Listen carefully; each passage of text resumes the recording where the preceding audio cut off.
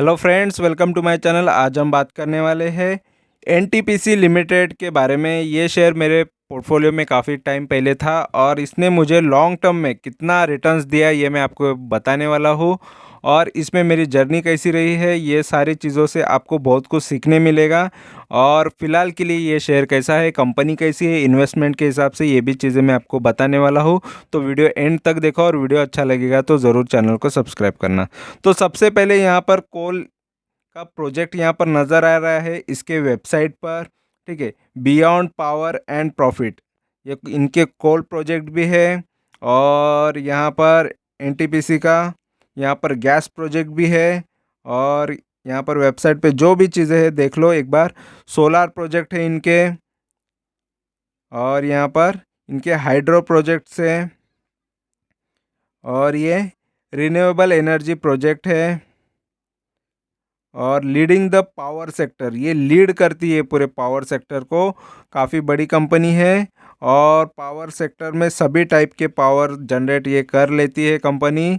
और इसका fundamentally company कैसी है, इसका बिजनेस कैसा है, इसके सेल्स और प्रॉफिट, ये सारी चीज़ें हम आगे देखते हैं इसके फंडामेंटल में। ठीक है, तो इसके यहाँ पर स्क्रीनर पे डेटा देख लेते हैं। स्क्रीनर इसके बारे में क्या बता रहा है, तो यहाँ पर आप देख सकते हो स्क्रीनर पे एनटीपीसी का जो प्राइस फ़िलहाल चल रहा है वो लगभग 165 का है। ठीक है, ये 21 अक्टूबर 2022 का प्राइस है। और इसका लो रहा है लगभग 118 का, और जी इसका हाई है 176।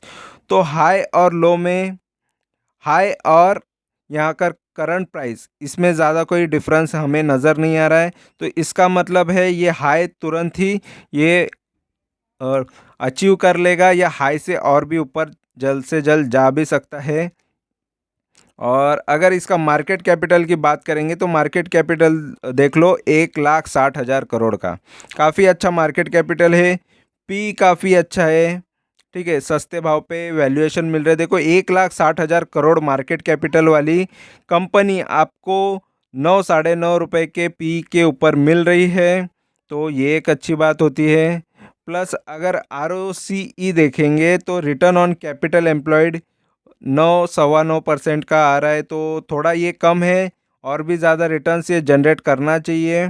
ठीक है, और ROE भी लगभग 12% है, तो ROE ROC थोड़ा मीडियम है, एकदम भी कम नहीं है। ठीक है, फेस वैल्यू इसका 10 का आ रहा है, तो आगे इसमें स्प्लिट होने के भी चांसेस ज़्यादा है, लेकिन अगर इसके प्राइस ज़्यादा महंगे होते हैं तो ही ये स्प्लिट होगा आगे। ठीक है, और अगर हम नीचे इसके चार्ट्स देखेंगे तो चार्ट्स में मैं मेरी जर्नी भी बता दूंगा कि ये शेयर किस तरीके का रहा है मेरे लाइफ टाइम में, मेरी इन्वेस्टमेंट क्या थी, ये मैं आपको शेयर के इन्वेस्टमेंट के हिसाब से मैं बता दूंगा। मेरी जर्नी के हिसाब से मैं आपको वो चीज़ें बता दूंगा, क्योंकि आपको उससे काफ़ी ज़्यादा कुछ सीखने मिलेगा। ठीक है, तो एक शेयर में अगर आप इन्वेस्ट करते हो किसी भी शेयर्स में, तो वो शेयर आपको प्रॉफिट भी देता है, लॉस भी देता है, और ये सारी चीज़ें आपको फेस करनी पड़ती है। आप एक अच्छी कंपनी सोच के किसी भी कंपनी में इन्वेस्ट करते हो, लेकिन हमेशा ऐसा नहीं होता है कि जो आपने सोचा है कि कंपनी अच्छे रिटर्न्स देगी वो देती ही है, ऐसा नहीं होता। तो मोस्ट ऑफ अगर मार्केट सही हो तो अच्छे रिटर्न्स मिल जाते हैं, अगर मार्केट ख़राब चलना चालू होता है तो काफ़ी ख़राब रिटर्न्स आपको देखने मिलते हैं। तो ये कंपनी में मेरी इन्वेस्टमेंट रही है लगभग 4 जनवरी 2018 को। तो 4 जनवरी 2018 ये मैं प्राइस बता देता हूँ कि मेरा यहाँ पर प्राइस 2018 का है, तो यहाँ पर आपको 2018 मिल जाएगा। ठीक है, तो 4 जनवरी और 2018 का मेरा यहाँ पर प्राइस रहा है। और मैंने इसमें इन्वेस्ट लगभग कितने को किया था यहाँ पर मैं बता देता हूँ। लगभग यहाँ पर मेरा प्राइस था 178। ठीक है, तो 4 जनवरी 2018 तक मेरा प्राइस यहाँ पर ये शेयर में यहाँ पर 178 यहाँ पर ये शेयर का भाव था वो टाइम पे। ठीक है, तो 178 के भाव पे ये रेंज में मैंने यहाँ पर लिया था, 178 का भाव था तभी। और उसके बाद ये शेयर को मैंने देखा कि इसको लेके रखा मैंने लॉन्ग टर्म के लिए, और उसके बाद ये शेयर ने मुझे, देखो यहाँ से फिर ये गिरना चालू हुआ और बीच में थोड़ा ऊपर आया था फिर गिरा, फिर थोड़ा ऊपर आया, मतलब मेरे प्राइस देखो यहाँ पर जो है, वहाँ से ये शेयर मतलब थोड़ा अप एंड डाउन काफ़ी करते हुए आया, और ये एक टाइम पे कितना बन गया था यहाँ पर दिखा देता हूँ मैं आपको। यहाँ पर ये काफ़ी डाउन हो गया था, और ये डाउन होके लगभग ये मार्च तक, ठीक है, 79 का ये भाव हो गया था।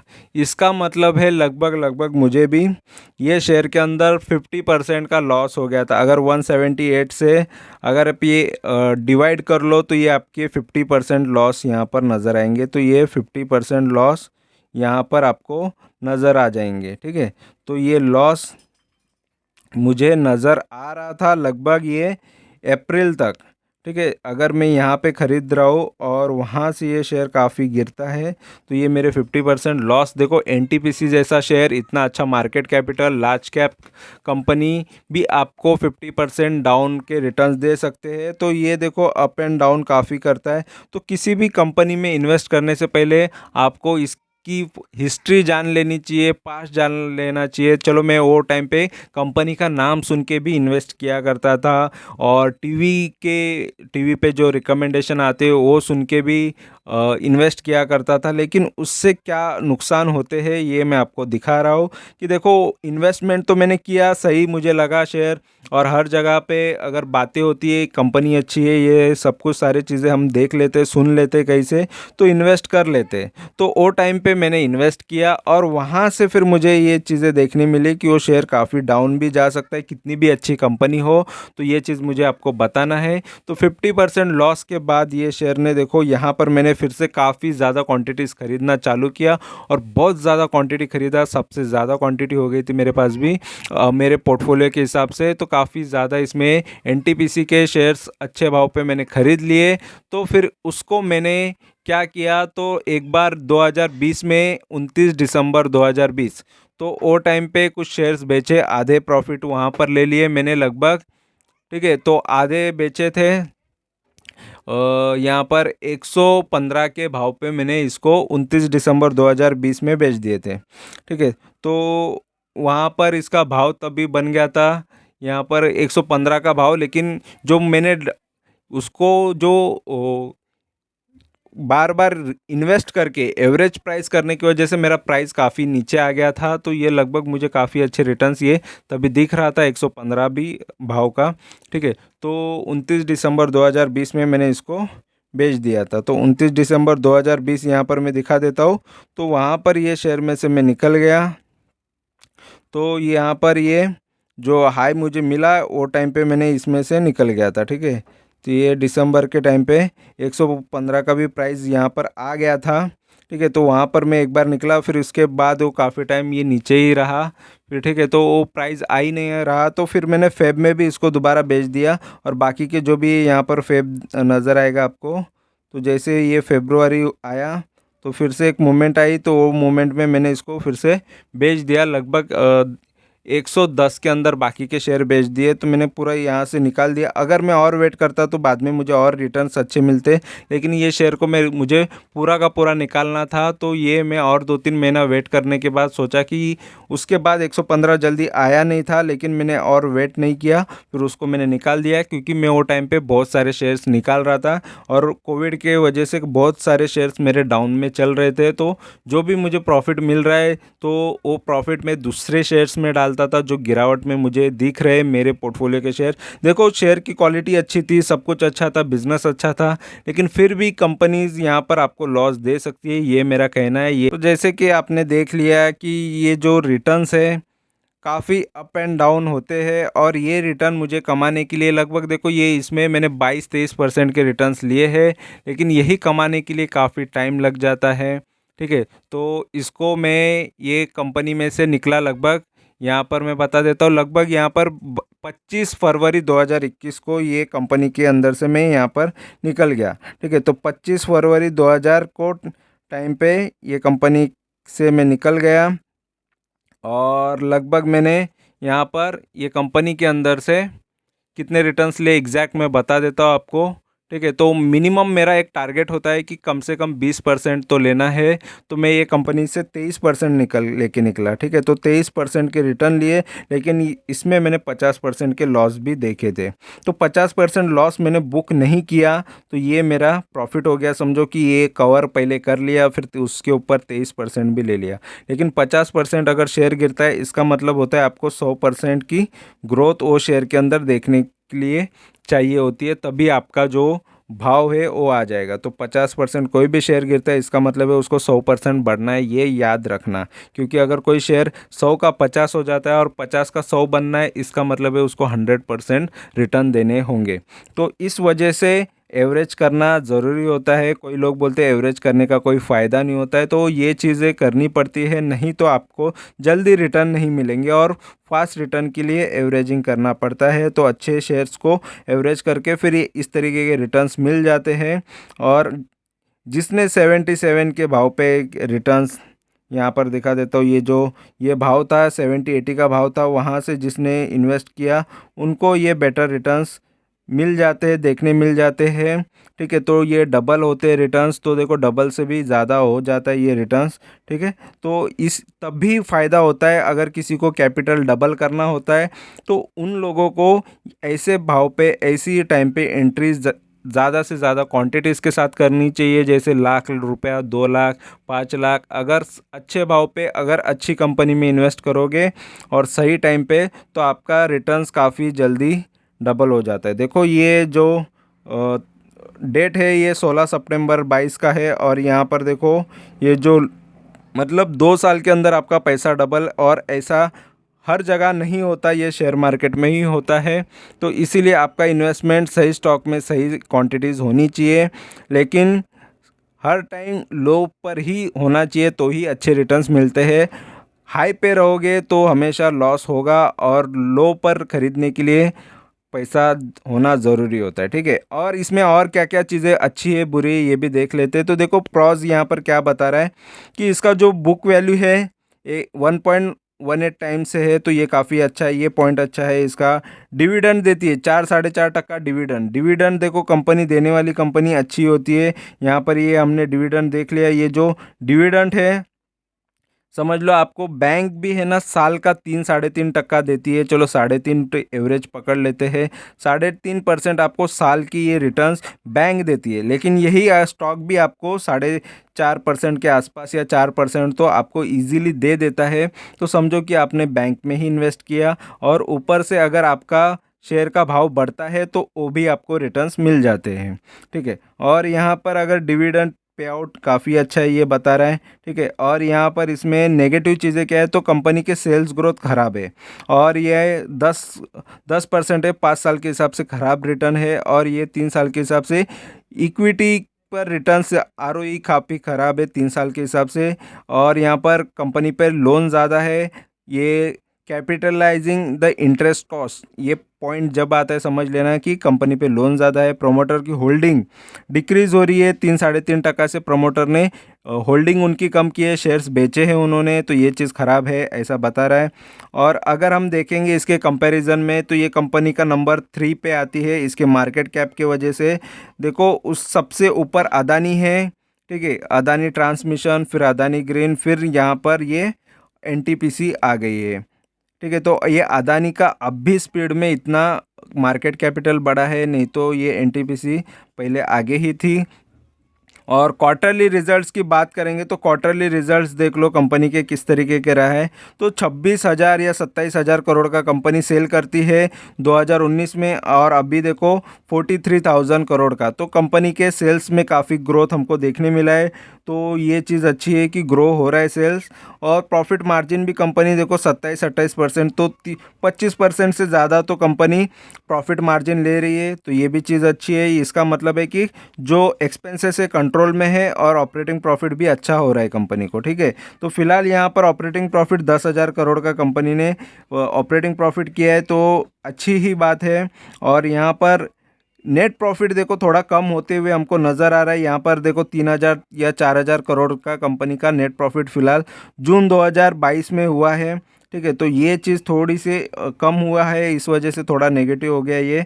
और मार्च में काफ़ी अच्छे रिटर्न्स कंपनी ने दिए, और उसके पहले दिसंबर में भी देखो थोड़े अच्छे ही रिटर्न दिए थे, लेकिन यहाँ पर अब भी थोड़ा सा हमको थोड़े से सेल्स गिर गए ऐसा नज़र आ रहा है जून के क्वार्टर में। ठीक है, और कंपनी इंटरेस्ट देखो कितना दे देती है, लगभग 2,500 करोड़ तो कंपनी इंटरेस्ट पे कर रही है। ठीक है, कर्जा जो कंपनी का कर्जा है वो चुकाने के लिए इंटरेस्ट इतना पे करती है कंपनी। अदर इनकम भी 700 करोड़ तक हो जाता है कंपनी को। और अगर हम इसमें और चीज़ें देखेंगे, प्रॉफिट एंड लॉस की बात करेंगे, तो प्रॉफिट एंड लॉस में देख लो कि कंपनी के सेल्स जो रहे हैं लगभग यहाँ पर देखो 56,000 करोड़ से यहाँ पर 1,45,000 करोड़। कंपनी के सेल्स में काफ़ी अच्छी ग्रोथ हमको देखने मिल रही है। कंपनी के सेल्स तो बढ़ रहे हैं, देखो कंटिन्यूसली बढ़ते हुए जा रहे हैं। तो देखो 56 का यहाँ पर लगभग समझ लो कि 1.5 गुना 3 गुना तो सेल्स बढ़ गए हैं।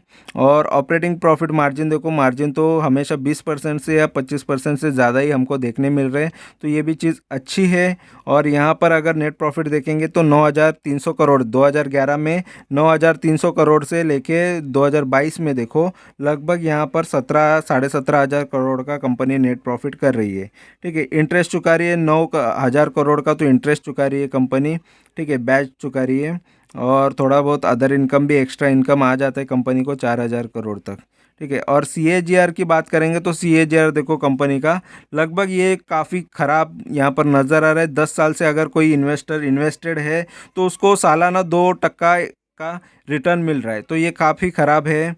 ठीक है, और 5 साल से भी इन्वेस्टेड थे तो उसको भी 2% का रिटर्न मिल रहा है।